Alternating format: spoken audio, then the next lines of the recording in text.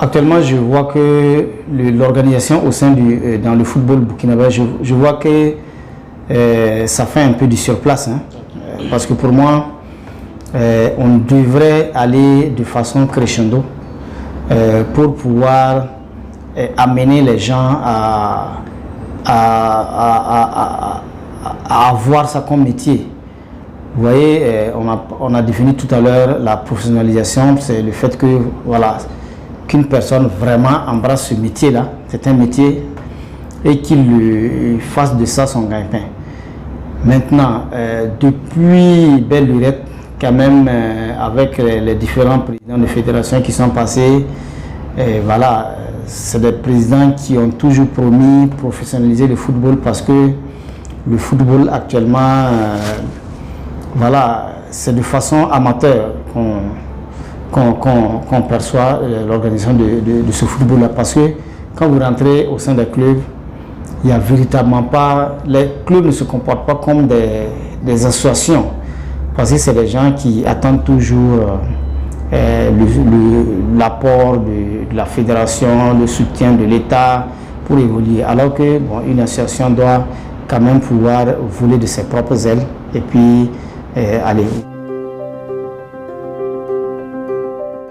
Vous allez voir qu'au sein des clubs, les joueurs n'ont pas un salaire régulier. C'est un salaire qui est un salaire très faible, mais qui est de façon irrégulière, les joueurs sont payés. Donc, ça fait que, pour moi, c'est du surplace. Les joueurs, ils acceptent d'être toujours dans les clubs là parce que chacun espère qu'il sera peut-être sélectionné en soit en équipe nationale ou bien qu'un recruteur peut, voilà, de passage, le voir jouer ou bien en campagne africaine. Quand une équipe burkinabé sort en campagne africaine, il peut taper dans l'œil des recruteurs qui peuvent le recruter et aller dans un championnat beaucoup plus professionnel où véritablement il va faire de ce métier-là son gagne-pain.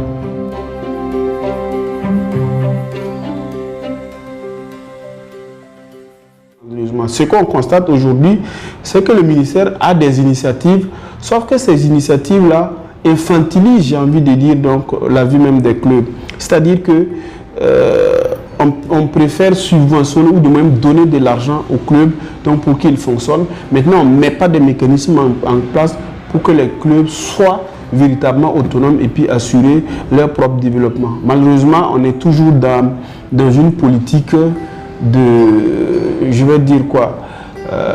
d'infantilisation où les gens s'attendent à ce qu'on leur donne de l'argent pour qu'ils gèrent leur club. Vous avez des clubs aujourd'hui qui vivent peut-être à 90%, même à 95%, soit de la subvention de la fédération, soit des bourses allouées par le ministère. Nous trouvons que cette situation n'est pas normale, il faut régler ça vite. Quand vous prenez l'ASFA Yenenga aujourd'hui, si vous enlevez le président, l'ASFA Yenenga s'écroule.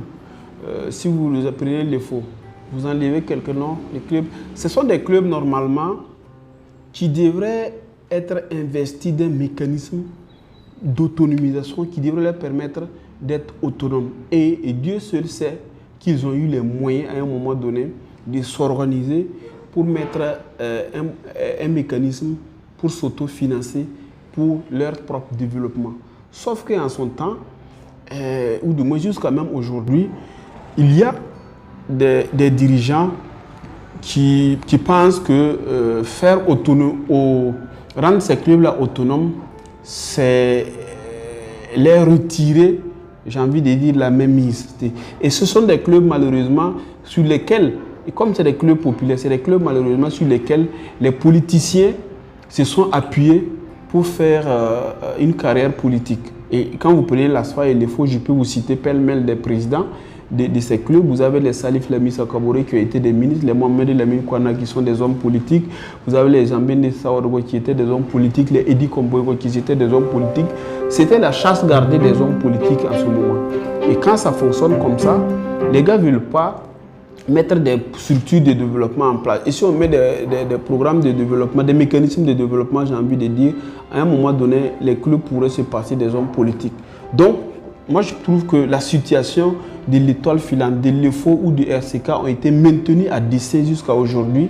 Donc, parce que les politiciens voulaient en faire leur chasse gardée et rendre ces clubs-là autonomes ne permettait pas justement de réaliser une certaine ambition politique ou du moins d'atteindre une ambition politique.